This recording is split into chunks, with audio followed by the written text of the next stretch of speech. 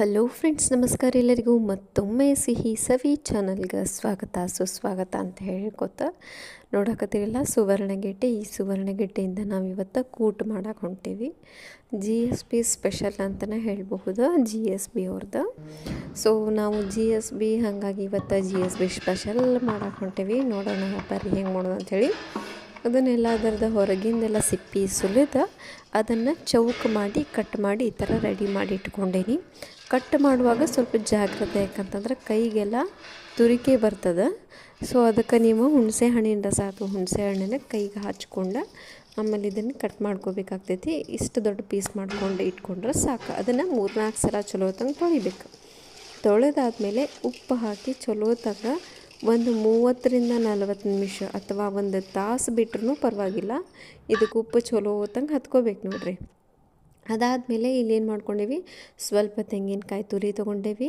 ಹಂಗೆ ಬ್ಯಾಡಗಿ ಮೆಣಸಿನ್ಕಾಯಿ 4-5 ತೊಗೊಂಡೇವಿ. ಹಂಗೆ ಸ್ವಲ್ಪ ಹಿಂಗೆ ತೊಗೊಂಡೇವಿ.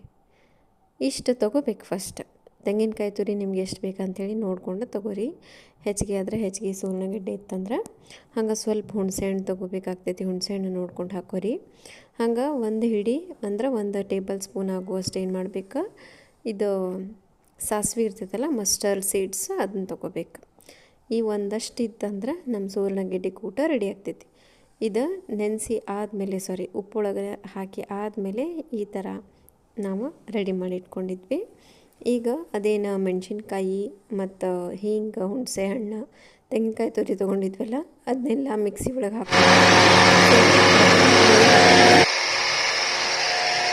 ಮಿಕ್ಸಿ ಮಾಡಿ ಇಟ್ಕೊಳ್ಳೋದು ನೋಡ್ರಿ. ಮಸಾಲೆ ನುಣ್ಣಗಾಗಬೇಕು. ಈ ಥರ ಆದ್ರೆ ಸಾಕು. ಇದನ್ನ ಹುರ್ಕೊಳ್ಳೋದು ಏನೂ ಬೇಡ ನೋಡ್ರಿ. ಇಷ್ಟು ಮಸಾಲೆ ರೆಡಿ ಆಗೈತಿ. ಇಷ್ಟ ಆತಂದ್ರೆ ಆಲ್ಮೋಸ್ಟ್ ಸುವರ್ಣಗೆಡ್ಡೆ ಕೂಟ ರೆಡಿ ಆದಂಗನ ನೋಡ್ರಿ. ಈಗ ಇವು ಸುವರ್ಣಗೆಡ್ಡೆ ಕೂಟ ಆದಾಗಲೇ ಉಪ್ಪೇನು ಹಾಕಿ ಇಟ್ಕೊಂಡಿದ್ವಲ್ಲ ಅದನ್ನ ಚಲೋ ತಂಗ ಹಿಂಡಿ ಉಪ್ಪಿನ ನೀರೆಲ್ಲ ಉಪ್ಪಿನ ಅಂಶ ಹೋಗೋ ತನಕ ಚಲೋ ತಂಗ ಹಿಂಡಿ ತೆಗೆದು ಸಪ್ರೇಟಾಗಿ ಇಟ್ಕೋಬೇಕು. ಎಷ್ಟು ಹಾಕೈತೆ ಅಷ್ಟು ಹಿಂಡ್ಕೋಬೇಕು ರೀ. ಎಷ್ಟು ಚಲೋದಂಗೆ ನೀರು ಇರಲಾರ್ದೆ ಹಿಂಡ್ಕೊಂಡ್ರೆ ಮಸ್ತಾಗಿ ಬರ್ತಾವ್ರಿ. ಇದನ್ನು ಏನು ಮಾಡ್ಬೇಕು, ನಾವು ಡೀಪ್ ಫ್ರೈ ಮಾಡ್ಕೋಬೇಕಾಗ್ತೈತಿ. ಅದಕ್ಕೆ ಉಪ್ಪಿನ ಅಂಶ ಏನೂ ಇರಬಾರ್ದು. ಅಂದ್ರೆ ಲೈಕ್ ಎಷ್ಟು ಜಾಸ್ತಿ ನಾವು ಉಪ್ಪು ಹಾಕ್ಕೊಂಡೆಲ್ಲ ಮಿಕ್ಸ್ ಮಾಡ್ಕೊಂಡಿರ್ತೇವಲ್ಲ, ಅದಕ್ಕೆ ಅದನ್ನ ನೀರೆಲ್ಲ ಬಿಟ್ಕೋಬೇಕು ನೋಡ್ರಿ. ಇಲ್ಲಿ ನೋಡಕತ್ತೀರಲ್ಲ, ಮಸ್ತಾಗಿ ಹಿಂಡ್ಕೋಬೇಕು ನೋಡ್ರಿ. ಇಷ್ಟು ಹಿಂಡ್ಕೊಂಡು ಸಪ್ರೇಟಾಗಿ ನೀವು ಎತ್ತಿಟ್ಕೋರಿ. ನಾವು ಇದನ್ನ ಯೂಶ್ವಲಿ ತೆಂಗಿನಕಾಯಿ ಎಣ್ಣೆ ಒಳಗೆ ಮಾಡೋದು. ತೆಂಗಿನ ಎಣ್ಣೆ ಒಳಗೆ ನಾವು ಜಾಸ್ತಿ ಇದನ್ನೆಲ್ಲ ಮಾಡೋದು, ಅಡುಗೆ ಎಲ್ಲ ಮಾಡೋದು. ಸೊ ನಾವಿಲ್ಲಿ ಏನು ಮಾಡ್ಕೊಂಡೀವಿ, ತೆಂಗಿನಕಾಯಿ ಎಣ್ಣೆನ ತೊಗೊಂಡೀವಿ. ತೆಂಗಿನ ಎಣ್ಣೆ ಅದನ್ನ ತೊಗೊಂಡು ಚಲೋ ತಂಗ ಕಾಯ್ಬೇಕು. ಮೀಡಿಯಮ್ ಫ್ಲೇಮ್ನಾಗ ಇದನ್ನು ಚಲೋ ತಂಗ ಏನು ಮಾಡ್ಬೇಕ್ರಿ, ಕೆಂಪಾಗೋ ತನಕ ಫ್ರೈ ಆಗಬೇಕು. ಸ್ವಲ್ಪ ಗೋಲ್ಡನ್ ಬ್ರೌನ್ ಬಂದ್ರೆ ಸಾಕಾಗ್ತೈತಿ. ಅಲ್ಲಿ ನಿಮ್ಗೆ ಕಲರ್ ಚೇಂಜ್ ಆದಮೇಲೆ ಗೊತ್ತಾಕೈತಿ.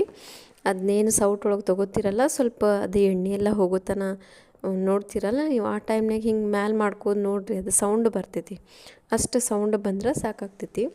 ಜಾಸ್ತಿ ಇದನ್ನು ಕಪ್ಪಗೆ ಮಾಡಲಿಕ್ಕೆ ಹೋಗಬಾರ್ದು, ಟೇಸ್ಟ್ ಬರೋಂಗಿಲ್ಲ. ಅದಕ್ಕೆ ಇದನ್ನ ಡೈರೆಕ್ಟ್ ಮಸಾಲೆ ಒಳಗೆ ಹಾಕ್ಕೊಂಡು ಹಂಗಾನು ತಿನ್ಬೋದು. ಮಿಕ್ಸ್ ಮಾಡ್ಕೊಂಡು ಇಟ್ಕೋಬೋದು ಮೊದಲ ಊಟದ ಮುಂಚೆ, ಅಥವಾ ಡೈರೆಕ್ಟಾಗಿನ ನೀವು ಊಟ ಟೈಮ್ನಾಗ ಅದನ್ನ ಮಿಕ್ಸ್ ಮಾಡ್ಕೋಬೋದು ನೋಡ್ರಿ. ಇಷ್ಟು ಮಾಡ್ಕೊಂಡು ನೋಡಾಕತ್ತೀರಲ್ಲ, ಈ ಥರ ನೋಡ್ರಿ ಕರ್ಕೊಳಕತ್ತಿದ್ದೆ ನಾನು ನೋಡ್ರಿ. ಇದನ್ನೇ ಈ ಥರ ಮೇಲೆ ಈ ಥರ ಎಣ್ಣೆ ಇದು ಮಾಡ್ತೀರಲ್ಲ ಪೂರ್ತಿ ಹೋಗೋತನ, ಆ ಥರ ಮಾಡ್ಕೊಂಡು ನೋಡ್ರಿ. ನಿಮಗೆ ಗೊತ್ತಾಗ್ತೈತಿ. ಅದು ಕಂಪ್ಲೀಟಾಗಿ ಸೌಂಡ್ ಬರ್ಲಿಕ್ಕೆ ಸ್ಟಾರ್ಟ್ ಆಗ್ತದೆ. ಇಷ್ಟು ಕೆಂಪಾದ್ರೆ ಸಾಕಾಗ್ತೈತಿ ನೋಡ್ರಿ. ನಾನಿಲ್ಲೇ ಸಪ್ರೇಟಾಗಿ ದೋಸೆ ಕಾವಲಿ ಒಳಗೆ ನಾನು ತೆಗ್ದಿಟ್ಕೊಳಕತ್ತೀನಿ.